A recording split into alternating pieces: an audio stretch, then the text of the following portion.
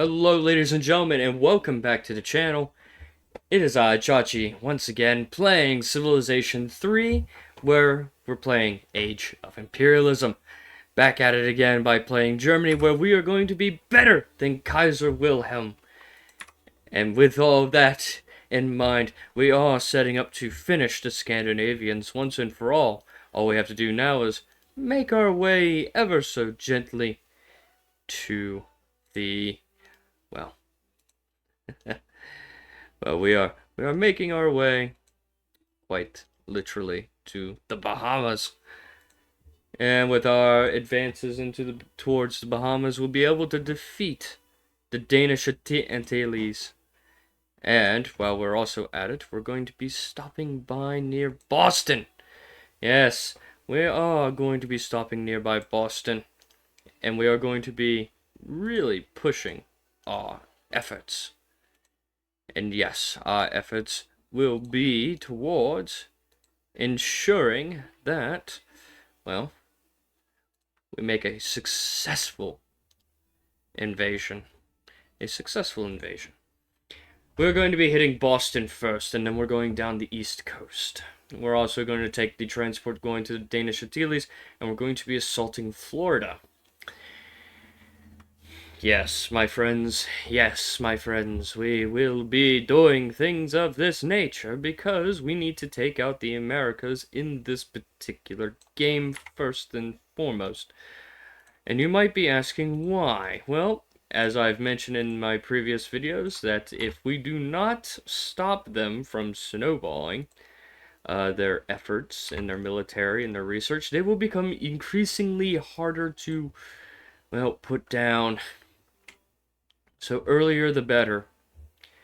And as we are also marching upon China, we will be trying to seize the capital of Peking. And Jiazhou is going to be one of the harder cities to take, mostly because it is one of the few cities that China has, well, it is the only city that China has, that has a home guard in it that has a lot of health and will require a lot of artillery to try to take down. Unfortunately, as you will see here, there is a city guard. It has 12 defense, 1 attack with 10 bombardment. If you attack directly, you will take bombard damage at the same time. It is by far not the funnest. It is not the best, I should say, at all. So, keeping that in mind, we will be improving Germany itself by increasing our research, tech, and everything else. We are also going to be gearing up to take not just the Americas out, but we're also going to be trying to sign some deals with the British to, well, death stack our troops all across their cities. In this pursuit, we shall be using it as a sleeper agent of sorts. A sleeper agent, wink wink. With these sleepers that are going to be within the British Isles of Albion, we will be able to, well, when we go to war, we'll be able to assault the mainland relatively easy, take it out relatively quickly, and we would just have to worry about the colonial issues afterwards. Yes, that is the plan, regardless of, well, what happens afterwards, but we will make our hopes, you know. And it looks like we've also gotten the Braunschweig class. The Braunschweig class is pretty good. It should be better than any of the American ships that have been created in the meantime. We are also going to be trying to get as many horse artillery as we can manage here, for the sole fact that it's going to be a pain in the ass to take out this last Chinese city without artillery. Because, all things considered, yes.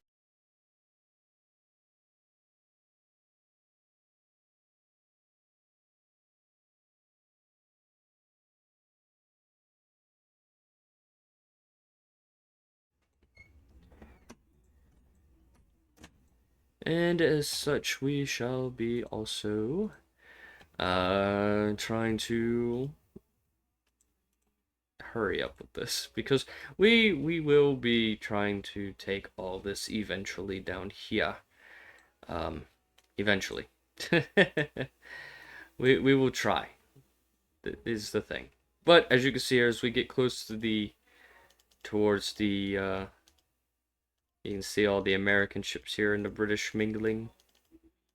Yes, it is quite a heavy, not a very heavy stack, but they do some decent damage. But the Braunschweig class is in fact superior to at least some of them.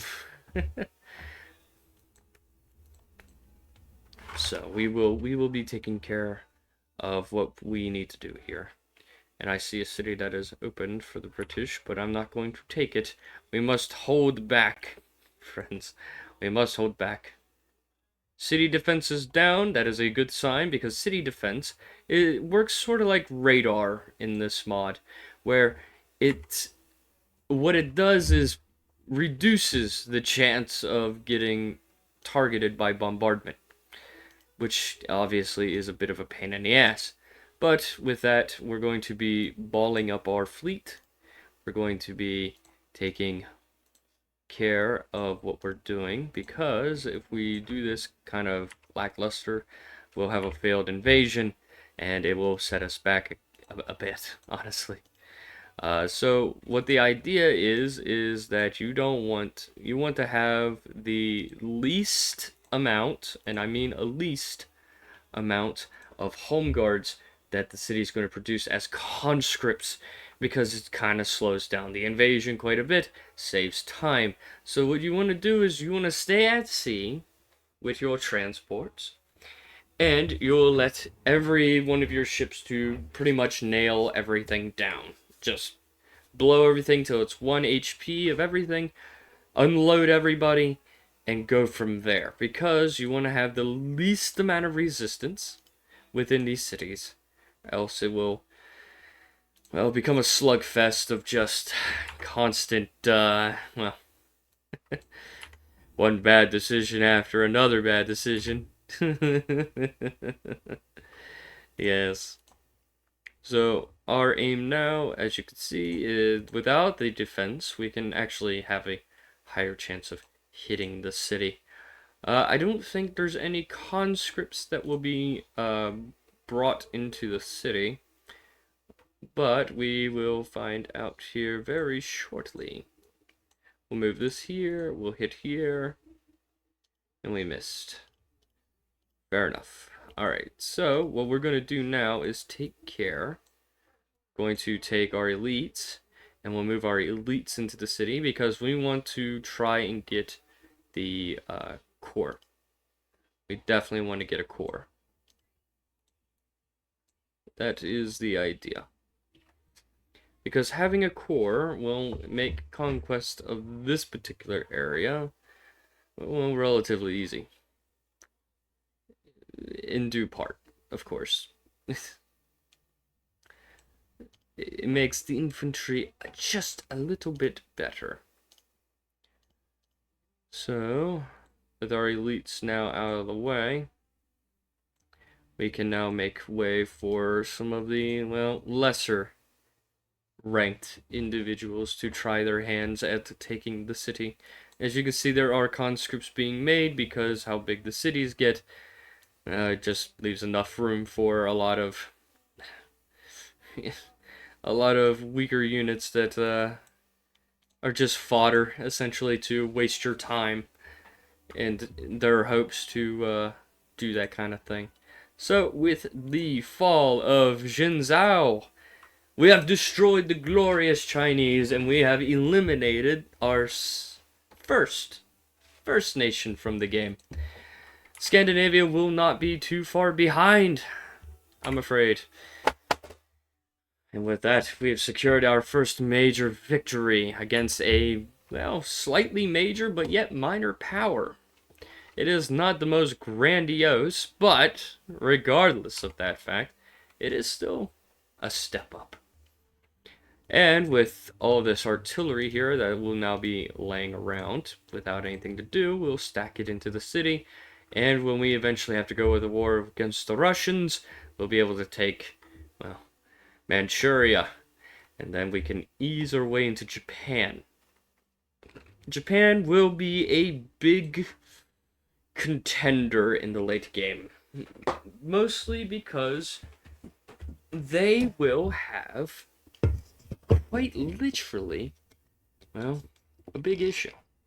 They are not a colonial power and thus do not benefit from colonization, which means most of their, if not all of their units, don't really require industrialization to produce, such as their World War I and their normal infantry units. They can produce those anywhere and they are strong. If I recall correctly, they are 10 and 7 or 9 and 7, something like that at the very beginning, which you would think they're not as good as the European troops being 10-10. However, 14 and 12 is their World War I troops, and they can produce those anywhere, and I mean anywhere. Even cities that do not have industry or colonialization, which means if they take all of these cities, they can produce the strongest units they can muster without needing any of that assistance. So they are quite literally a very, very tough nut to crack in the late game. So we have to ensure that we can maintain some sort of containment towards them at some point. But as it stands, our number one concern right now is the United States. So we will not need to worry about, well, that kind of thing. So with all of these ships here, we will awaken all of them, and we will take them over here to settle on the outside of Boston. On the outside of Boston, and hopefully they'll make it just in time. They should, so. Obviously, we would like to agree. Nope, they will not. Well, that sucks. The Dutch don't want to play ball. That's fine. I don't even know why we decided to go down through the channel. I don't think we should have, but yeah, we should just go up instead. The AI is quite ingenious. It is quite the genius. So we're just going to build up industry right now. We're going to build up science industry, get some stuff here to ensure that my coastal cities here will be in top condition to produce the heaviest of ships in the shortest amount of time. We will say take your threats elsewhere, Grover, because it is not my problem. It is definitely not my problem. Now, what you could do is enlist the help of Britain to fight the United States. It does make things a little easier. However, there is a downside to that. That downside in particular is that if you get somebody like Britain to try to help you, there is a chance that they will take the cities for themselves, and in thus case it does help weaken them. However, it does complicate things quite a great deal. Granted, they can also backfire. If Britain loses Canada, they don't really have much of a foothold in the North American states, which means I could take them potentially for myself. There is a double-bladed axe here, and the more distractions that the Americas have to do, the better for us in a sense, because it means they will pay attention to us a lot less. However, it does come with the cost that, well, we might lose cities, but at the same time, they might gain cities, and it means that I have to fight less. I could enlist Mexico, and the United States could easily roll over Mexico without question. The thing about the AI is that it doesn't necessarily know how to use artillery. It knows how to use ships, just not artillery. So, you could use that to an advantage. It is a good advantage, to have, because it definitely means that, well, they don't necessarily have to worry about a lot of things, because less people that you have to fight, the better, and all that kind of, jazz. But at the same time, like I said, double-edged can help or it can hurt. And frankly, you want to ensure that all the stuff that you do is to the benefit, not the detriment. That is definitely something to keep in mind. For the most part. Definitely for the most part. But, as you can see now, we're going to be starting to get the good old technologies that will give us wonders of the world. And with the wonders of the world, we'll be able to, well, we'll be able to get some stuff done. Get some research done very, very quickly. And very, very, very, very much surpass everybody in all rights. In all rights, we want to surpass everything.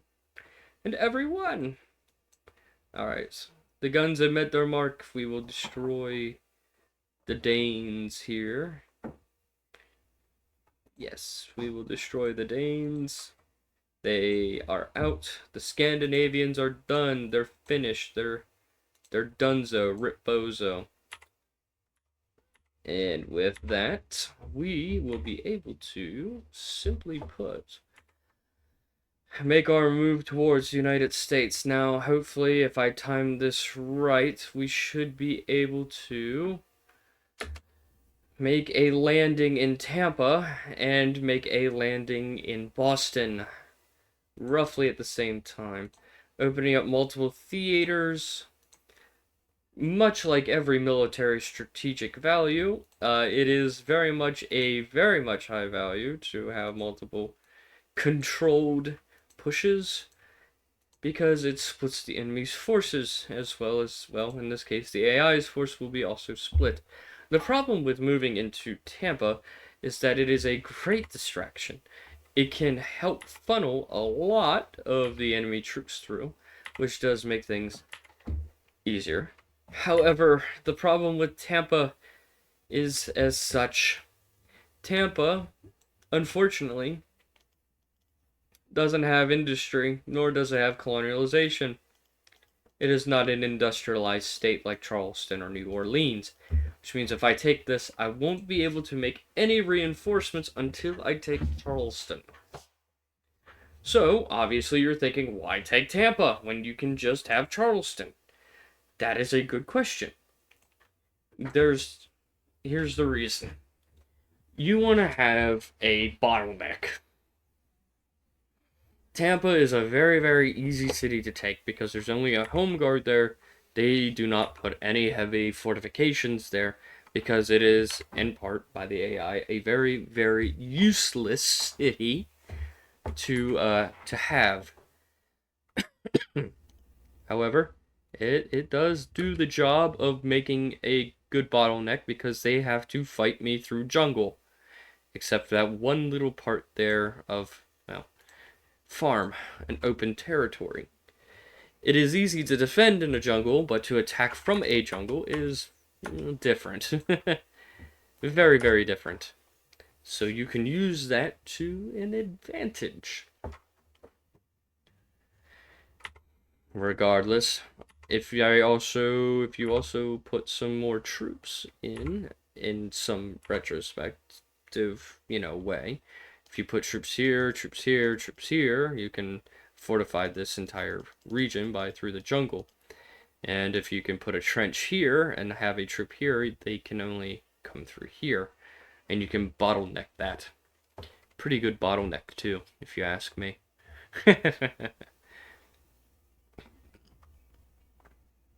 Alright, from the looks of it, the other fleet is up here. So as soon as this fleet gets down here, we should be able to make our move. Indeed. We should be able to make our move very, very, very quickly. We will hit them hard and hopefully fast, and hopefully we can take Tampa in a very short amount of time, and I'm hoping we can take Boston in an equally short amount of time. But like I said before with Jinzhou, home guards make things difficult. Very difficult. But hopefully it will not matter too much. At the very least, I hope it doesn't. But we shall see. We shall see. Okay. And looking at the time, we should be 10 minutes. Alright. We should be good in 10 minutes. So, well, let's see what we can do within the remaining amount of time that we have here. And see what kind of things that we can do. So far, my friends, we have taken out China. We have taken out the Norwegians, the Danes, and the Swedes. We have taken pretty much everything that we can take at this present moment. Let us see what we can do. We have made tremendous, and I mean tremendous, progress so far. Even if it was merely a few cities, we have made a good amount of progress within these 3 episodes. Like I said, you have to blitz, unironically, blitzkrieg everything. It is kind of weird to say it, but it is true. You have to blitz it. But yes. Yes.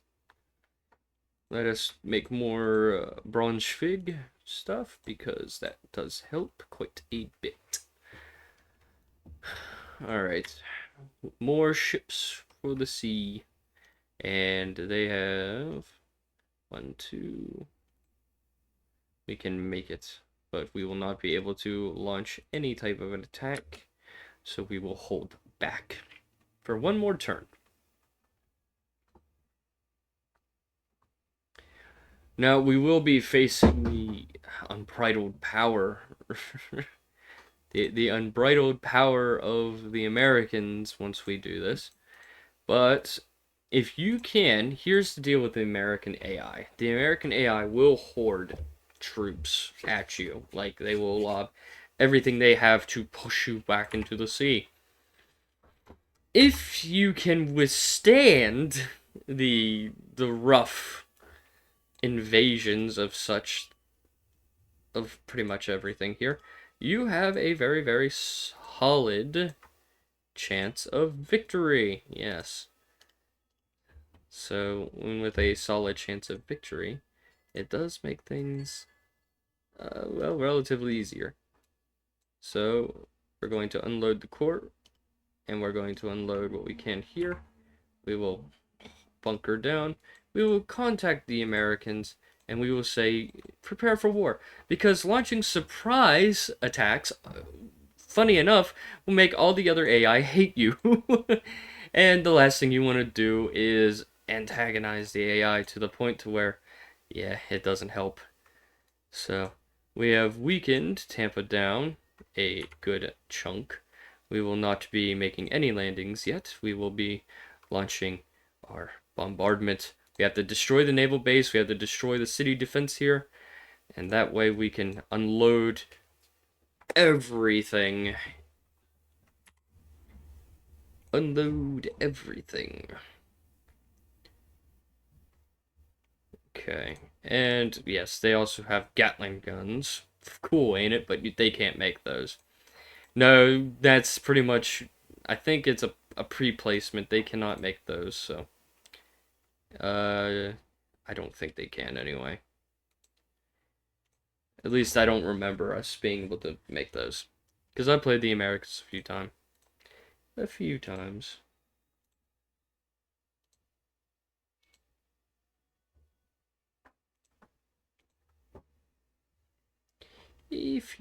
times. But we are doing some devastating damage on Boston, as we are zeroing on Boston. If I had a naval infantry, that would definitely make things relatively easier to make our, well, assaults. And right now, we will be unloading everything.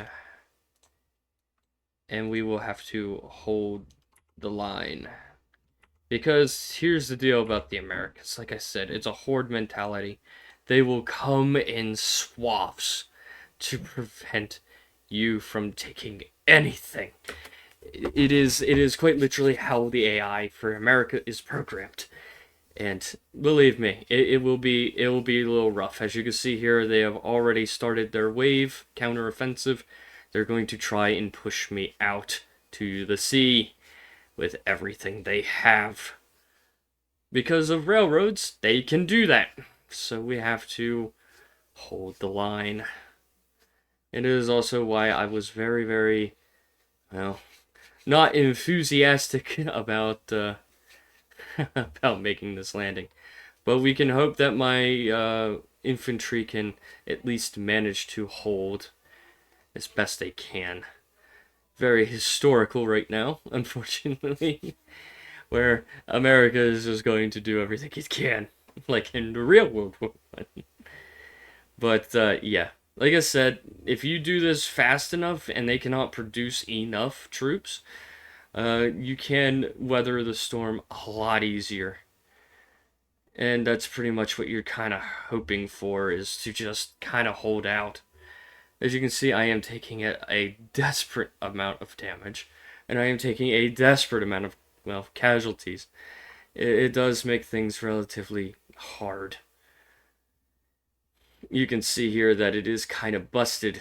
That, well, the unfortunate case is that all of my good defensive units that are not my cavalry are just getting completely lambasted.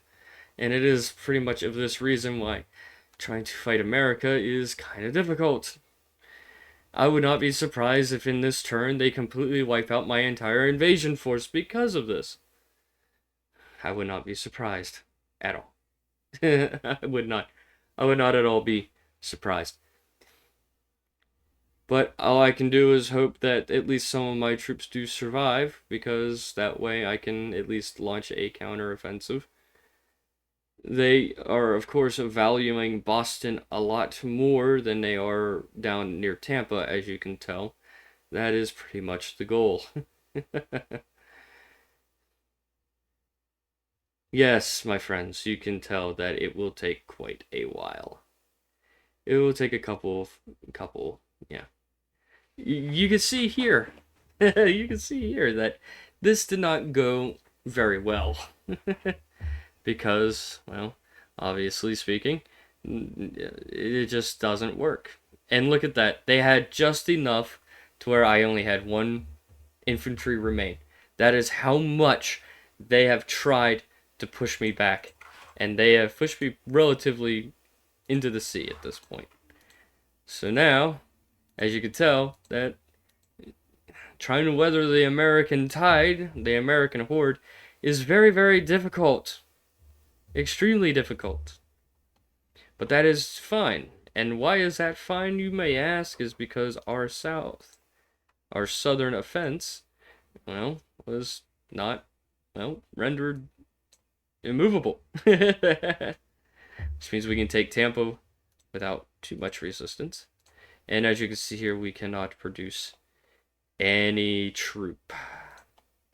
So we have to work with what we have currently. So, yeah, it is. It will be a very, very delicate matter. But the good thing about being, well, allied at least a little bit with the British is that we can sort of rely on them a little bit. So, with the Americans already pushed themselves to that limit, we can just do this. I like to propose a deal. We do not have that kind of deal. Uh-oh. Did I forget to do something? I think we forgot to do something. Oh well. We can hold. We can hold. So we will be striking out and providing at least some bit of, well, damage. And since this is the entire American force decided to come to Boston to try to push me out, I could sit here and wail on them. Now, the thing about the AI is that it will keep troops planted in place. Yeah, so. Well, being in place, they cannot move, which is to my advantage because I can just keep them in Boston while I move the rest around. But with that, my friends, as I am bombarding and shelling Boston to pieces, rendering all of its defensive units, well, completely useless, uh, I think that will be it for this episode. Unfortunately, my friends, we will have to pick up in the next episode. So, with that, my friends, until next time, our failed invasion was pretty rough, but we will recover. And until next time, peace out.